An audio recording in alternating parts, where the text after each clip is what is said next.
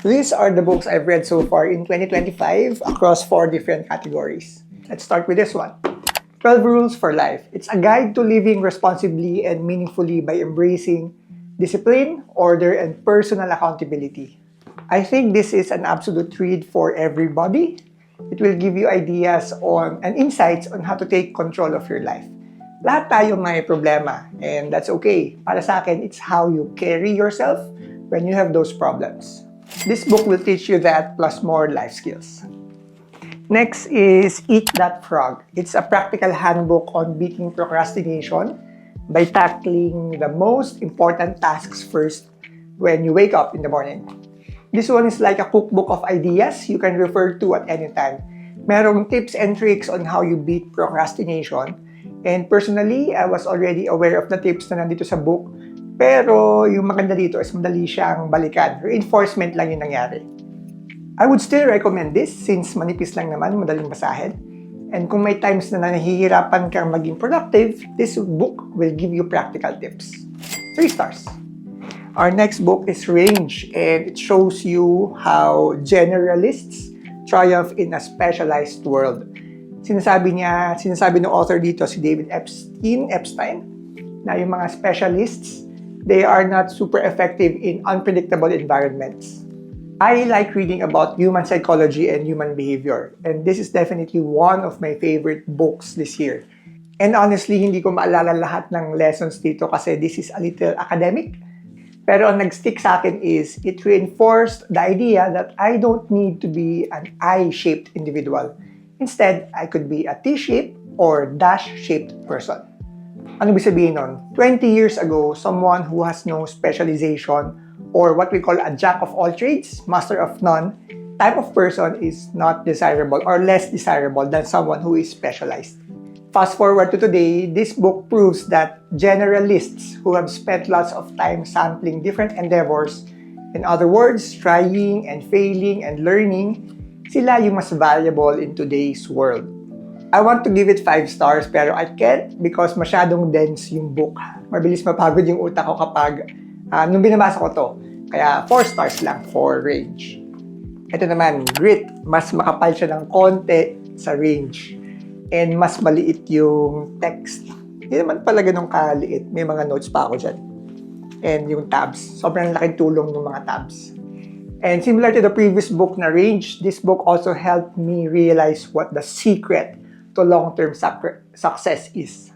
Ako, I personally admire people who try new things kahit na may fear na matakot, may fear na hindi ito magpa-pan out or magiging successful. That's okay. Kasi of course, mahirap na simula, especially if may fear ka of uncertainty. But yung mga taong to, they don't let fear of the unknown hold them back. And don't get me wrong, they don't magically remove all the fears from their body. Instead, they decide that their dreams are bigger than their fears. Instead na fearless sila kasi wala naman taong fearless, they become courageous. Ang problema sa mga taong walang grit or mga taong fearful, once they experience their first failure, most people quit. May sinubukan kang side hustle, tapos nalugi ka ng 5,000 pesos after 3 months, baka yung iisip mo hindi para sa'yo yan. Definitely, walang easy answer whether you should continue or cut your losses. But what I'll tell you is this. Since you quit that side hustle, since you quit that endeavor, you will never be successful in that aspect, in that endeavor. Successful people do what unsuccessful people are not willing to do, which is to persevere, to endure, to continue despite the challenges.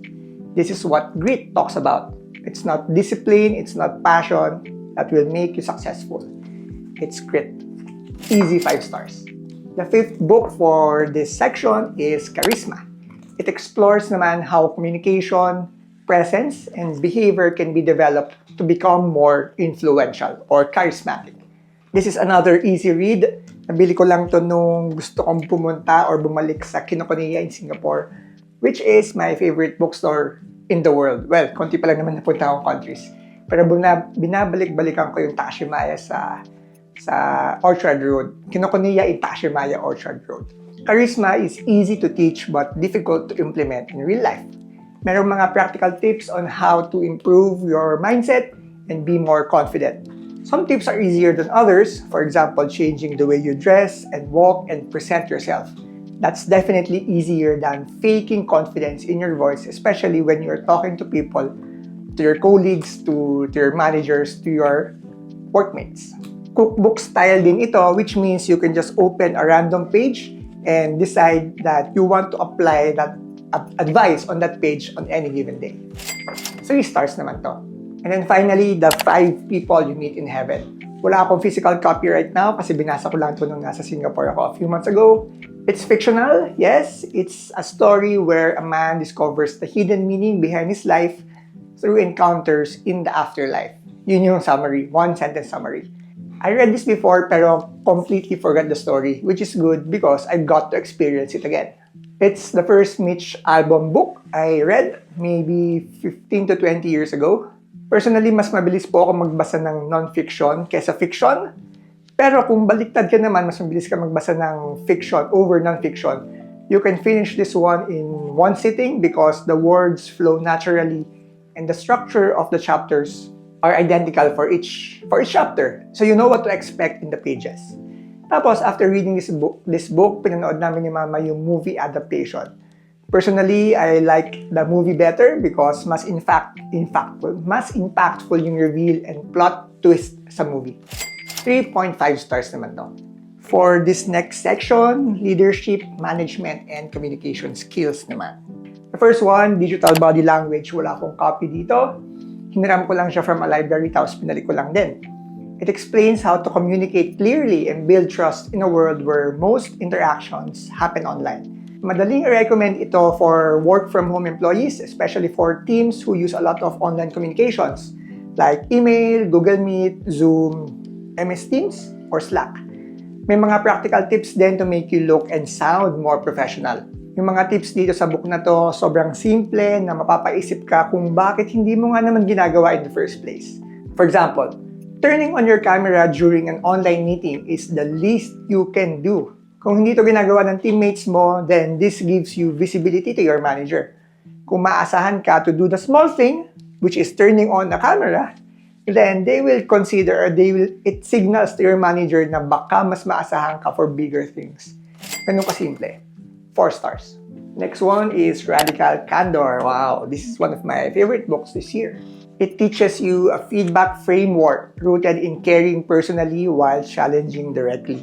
Na-encounter ko tong concept na to through my mentor/previous manager. I won't spoil the book because I want you to read it. I want you to experience it. If you are someone who is part of a collaborative team, you will benefit from this definitely. Hindi mo rin kailangan maging manager or CEO to implement what this book teaches. The core idea is to have personal connections with your teammates. Show them that you care about their growth, kaya tinataas mo yung bar for them. You raise the standards, you challenge them to be better.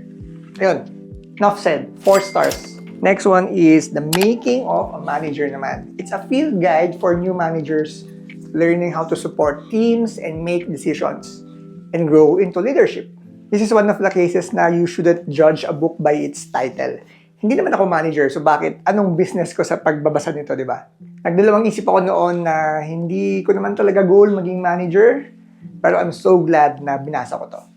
I'm glad that I read this because it gives me insights on how a manager thinks and decides and acts. These things are valuable to me because now I can adjust how I communicate with those kinds of managers. Konti lang yung tabs pero very helpful for someone who's trying to get to know their manager better. 4 stars. Speaking of not wanting to be a manager, ang gusto ko po maging is a staff engineer. It's a roadmap for senior engineers to transition into high-impact and strategic technical leadership. Nabanggit ko na kanina na hindi ko nga talaga gusto maging manager. Yung other path kasi, yung other ladder is software engineer, then senior software, tech lead, then principal engineer. Ito yung standard na ladder, technical track, which can vary in some companies. Merong 2 concerns, not really problems, pero 2 concerns in my opinion. I would need deep expertise in one field and walang expectation na collaborative yung role mo or deeply collaborative. Let me explain. So I personally like learning new stuff, but more importantly, I enjoy teaching those learnings to my teammates. Sa amin po, nobody gets left behind. If I find a way to make tasks easier, ituturo ko yun sa teammates ko. Hindi ko po i-gatekeep yun. And for me, since I enjoy both the technical side and the people empowerment side, hindi talaga bagay sa akin yung managerial ladder lang, and hindi rin bagay sa akin yung strict technical ladder lang. Para sa akin, yung staff engineer is the perfect balance between those two roles. So going back to this book, it's a collection of interviews with other staff engineers and how they landed that role, how they tweaked their projects para mapunta sa role na yon. Yung iba napunta lang sa pagiging staff engineer, they did not actively pursue it. Pero yun yung good thing about it, it gives you the blueprint to follow para alam ko kung paano mapunta dun sa ganung role. And para sa akin, yung most important part ay yung when they talk about their projects. Kasi they talk about the technical side, of course, but also how they convinced their team and the wider organization na worth it yung investment na to sa project na to. Easy 5 stars and easy recommendation din na to someone na nakaka-relate, ayaw maging super technical, na ayaw din naman maging super managerial. Okay, last but not the least for this category is project management for non-project managers. Self-explanatory naman yung title. It simplifies the essential project management or PM concepts so anyone can plan, execute, and deliver successful projects. Kung may project manager ka, it will also help you understand how they do things. Sobrang sakto ng timing na to kasi when I was trying to improve something or improve the processes in my workplace, nag-refer lang ako dito. And basically, if you thrive in environments where there is a structure, you will like this book. Pero kung bara-bara lang naman at petics yung team mo, and ikaw din, and walang structure, don't get me wrong, sometimes it works. Pero ayoko ng ganun, ayoko ng walang structure. Kung gusto mo ng structure, this book will help you a lot. To give you some concrete ideas, it taught me about the RACI matrix. Ayan, so nakita ko na. Ito yung RACI matrix. Ayan po. And nagamit ko siya agad dun sa project na sinasabi ko. Ang bonus dito, yung managers na nakakakita ng RACI matrix, maiintindihan nila agad yon kung para saan yon because it was part of their training. Again, kung ayaw mo ng organized documents, graphs, tables, etc., then this book is not for you. I give it 4 stars. Third section, konti lang yung books na nandito. Most of them, either naiwan ko sa bahay or hiniram ko lang from a library. So I don't have a physical copy. Let's start with the first one, Key Person of Influence. So this book outlines how to become a recognized industry authority through pitching, publishing, and building influence. Sobrang niche yung audience nito, pero that's also its strength, I would argue. Kung gusto mo maging influencer for the right reasons, of course, then I highly recommend this. Konti pa lang yung mga books, yung mga published books that talk about making content creation as a full-time career. It taught me that YouTube is only a small part of the equation to grow your audience. To supplement your influence, it tells you to start learning about creating other forms of content, like articles, books, online seminars, etc. For this one, 3 stars. Ito medyo skeptical ako dito sa book na to, pero I'm getting ahead of myself. The $100 Startup demonstrates how everyday people can create a source of revenue with very little capital. So this one is designed to be a beginner's first introduction or first experience to entrepreneurship. May mga tips on how to approach a small business and get from 0 to 1 with as little capital as possible. That's the 30,000 feet description. And yun nga, nasabi ko kanina, honestly, I think this book was overhyped. I can't even remember a single thing from this book. So I'll go to a random page right now. May mga tabs, as you can see. Let's see. Okay, so 7 steps to instant market testing. Ayan, so may mga practical steps siya kung talagang you are lost on how to start a business. So ito, it talks about marketing. Let's look at another one. Hindi yan mahalaga. 1-page promotion plan. Ayan, so my daily goals, weekly goals, you should do something at least once a month and once in a while. Tingnan natin yung last tab. Ito. Okay. Okay. So, itong table naman na to, it gives you like a way to tweak your marketing message from a fact-based description, pinalitan nila to an emotion-based promise. Ayun. So, maybe this one is going to be relevant to me again when I start looking for other startup ideas. For my first read, 3.5 stars lang. The next one, wala dito. Hindi ko dala yung copy. It's called Company of One. This book argues that staying small and focused can lead to better business outcomes than chasing growth. Ano ibig sabihin nun? Sakto rin to for me kasi I wanted to create my own business, pero I'm scared of the responsibilities when it gets too big. Dalawa na agad yung problema doon sa mindset na yun, dalawa agad. First, hindi ko pa naman alam yung kaakibat na responsibilities with a bigger business. So bakit iniisip ko na agad? Second, scaling a company from small to large doesn't happen by accident. So may arrogance, may ego na ina-assume kong kaya kong gawin yun. Similar lang dun sa mga nagsasabing ayaw daw nilang mag-gym kasi baka masyadong lumaki yung katawan nila, baka magmukha daw silang wrestler, ganyan-ganyan. Ang sagot ko naman, don't worry, hindi lalaki yung biceps mo by accident. Huwag mong problemahin yun. So going back to the book, it argues that there are specific kind of businesses that should stay small. If you try to scale it, it loses the magic and the charm. Instead of treating it like your own personal business, there's a real risk that you will be an employee of your own business because of the growing responsibilities. So parang lumipat ka lang sa pagiging employee in your current job to an employee of your future business. I think the main benefit for me is that it opened my eyes. Dati, I thought that the only way to make your business thrive is to scale it. After reading the book, hindi lang pala yun yung option na to. So 3.5 stars for this one. So for the fourth book, it's called Building a Story Brand. It teaches you a clear framework for crafting marketing messages that make customers the hero. And very similar to the previous book, niche lang din yung audience nito, so I'll keep this one short, okay? Instead of selling a product or a service, you want to sell a story. Not just any story, pero yung story na makaka-relate yung audience mo because they can see themselves in your life. Kung may na-encounter kang problem and you found the solution, then that's how you convince people. So in other words, never try to sell anything kung hindi mo pa nasusubukan. 3 stars naman for this book. Next book is Profit Pillars. It breaks down core business drivers and how to maximize profitability through strategic focus. When I started this channel, my only money goal was to get monetized before.